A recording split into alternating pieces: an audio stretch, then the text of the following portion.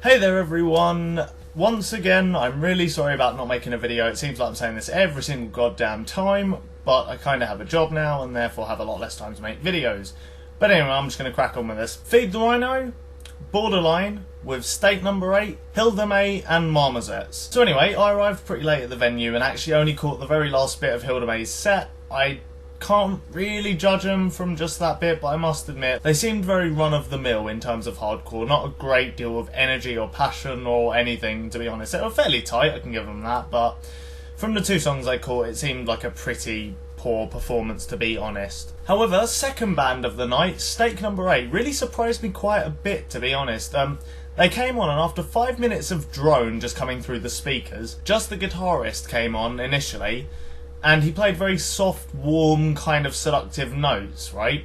Eventually more members came on and I got a sort of rough idea of what to expect after the intro. Some very atmospheric, sort of climactic, epic perhaps, sort of post-metal type stuff. And to be honest, I didn't expect it to be anywhere near as good as they were, sonically at least. Their overall sludgy post-rock sound just came across a lot heavier and kind of entrancing than I expected. The lead guitarist had these growls that fit the moments of sludgy heaviness pretty perfectly.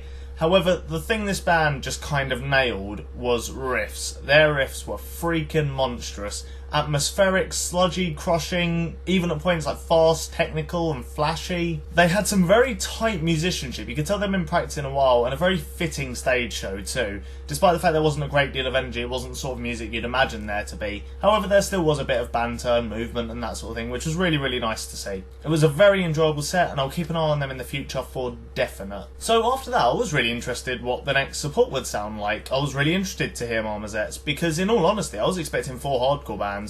But anyway, Marmozets hit the stage and from the get-go they looked a tad amateurish, nowhere near as polished as Stake Number 8 who I'd just seen. They were nowhere near as tight or anything like that. Having said that, after time I could see this was clearly not their intention. They weren't trying to be a super polished, clean-cut professional act, not by a long shot. For example, pretty much from the get-go, the guitarist was flailing himself into the audience and creating pits just on his own and also dragging people in and just throwing bodies around generally.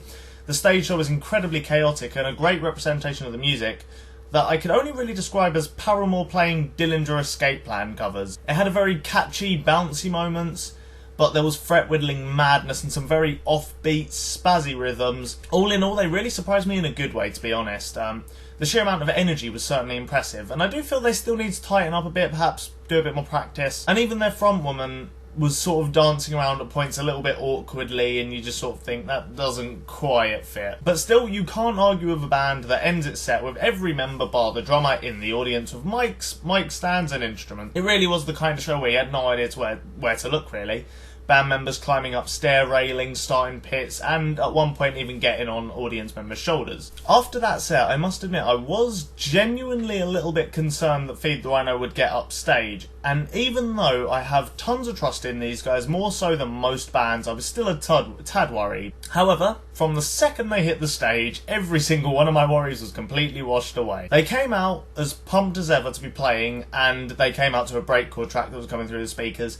I must admit it was kind of hard to tell what came first. The first note from Flood the System or frontman Lee's first stage dive on top of the audience. From here to the end it was pretty much just a blood-pumping, adrenaline-fueled bar fight amongst about 200 people. They sort of drew material from both albums, they stage dive with guitars, with mics, they got the crowd moving, and speaking of the crowd, I have never in roughly 100 gigs seen a crowd go this insane. It was really quite spectacular. Pretty much every 5 seconds there was another stage dive. At every chorus, the entire front of the crowd were just launching themselves towards the microphone, trying to grab it, trying to sing into it and whatnot. There was one point where even Lee actually asked the audience to come on stage for a stage invasion, and so many people got on they couldn't play. The drum kit had been toppled, Lee had fallen into their drummer, their amps had pretty much been disconnected from people treading on cables, I guess, and there was just no room on stage to do anything. So after getting the crowd off, they sort of handled it really well, just had a little big giggle about it and kicked into The Butchers, which is the last song they played. But the fact that they managed to pull a crowd this rabid is kind of a testament to how crazy this band are live. They put out so much energy and encourage it so much that over the sort of 2 years they've been a band, 2-3 years, they've managed to get a crowd like this to come and see them at a headline show, and it was truly spectacular. The scary part is, like I said in pretty much every video I've spoken about Feed the Rhino, they're getting better. That's what's terrifying about them. Some of the highlights, for me at least, included Caller of the Town off of Mr. Red Eye, the Burning Suns off the new album, and Tides also off the new albums, which saw Lee using his clean vocals for the first time in London. To summarise, you need to see Feed the Rhino. They're absolutely chaotic levels of mad, plus Lee has an awesome ginger beard, which you must see. Their energy, like I said, is pretty much second to none, especially on the current underground hardcore scene.